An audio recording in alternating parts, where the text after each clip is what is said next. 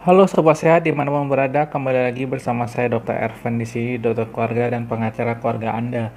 Dan pada hari ini kita akan membahas mengenai vegetarian. Ya, ini lagi tren, sudah beberapa tahun belakangan ini tren. Dan mari kita bahas satu demi persatu. Yang pertama, apa saja itu jenis-jenis vegetarian ya? Yang pertama itu adalah jenis di mana kita sebut sebagai lacto vegetarian. Jadi orang-orang tipe ini mereka masih minum susu gitu ya, walaupun mereka menghindari daging. Kemudian juga ada lacto ovo vegetarian. Jadi mereka masih minum susu dan makan telur ya, walaupun menghindari daging. Ada juga yang jenis ovo vegetarian. Jadi mereka menghindari jenis daging tapi masih makan telur.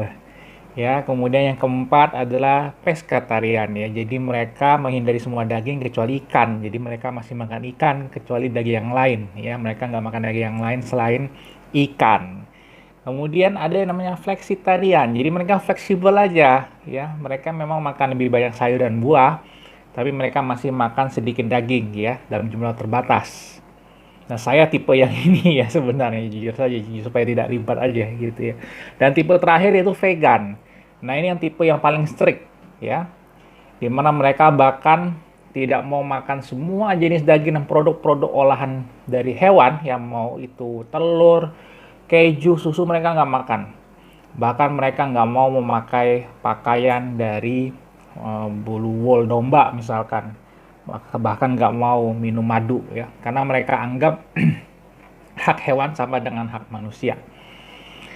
Nah, memang yang menjadi masalah adalah ada beberapa efek samping jika kita melakukan diet vegetarian. Ya, kita bisa kurang zat besi, ya, kemudian kurang vitamin B, terutama B12, kurang vitamin D, omega 3, atau kurang zinc ya. Dimana kita tahu vitamin-vitamin mineral ini penting banget ya, apalagi di zaman pandemi ini. Nah, maka itu kita harus konsultasi dulu ke dokter sebenarnya. Apalagi kalau kita ibu-ibu hamil ya, kemudian remaja yang masih dalam masa pertumbuhan, anak-anak. Apalagi di Indonesia kita tahu banyak, terutama wanita ya, yang kekurangan zat besi ya. Yang ini berbahaya sekali karena ketika mereka hamil risikonya pendarahan dan bahkan kematian ya. Dan tentunya anak-anaknya juga nanti akan ber-IQ rendah. Oleh karena itu diet vegetarian itu tidak untuk semua orang, konsultasikan ke dokter dulu ya. Dan yang pasti ya memang bisa kita makan lebih banyak sayur dan buah ya. Namun kita tidak perlu sebenarnya menghindari daging sepenuhnya. Memang di kedokteran, di dunia kesehatan yang penting itu adalah gizi seimbang ya. Sebenarnya tidak ada 100% yang harus kita hindari. Tergantung juga penyakit kita apa ya, dan memang beberapa penganut diet vegetarian ini mereka ingin menurunkan kadar kolesterol, menurunkan kadar gula darah, menurunkan tensi ya. Tentu itu sah-sah saja. Memang secara rata-rata umur mereka lebih panjang daripada orang kebanyakan. Hanya saja sekali lagi tadi beberapa perhatian yang harus kita perhatikan ya. Sekali lagi, terutama kalau kita hamil, kemudian kalau kita juga masih anak-anak, kemudian juga masih remaja, semuanya harus kita konsultasikan ke dokter dulu. Kemudian juga terutama jika kita mengidap penyakit-penyakit tertentu ya, itu juga harus kita konsulkan dulu ke dokter.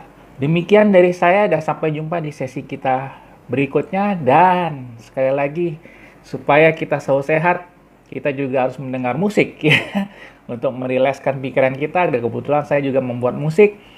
Search saja di Google R Strip Fun ya. Di situ ada 4 lagu saya: Eternal Soldier, kemudian juga ada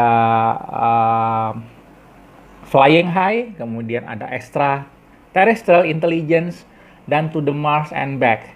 Dan besok juga akan muncul 2 lagu lagi yang akan saya rilis, yaitu Interstellar Voyage dan juga Virtual War ya.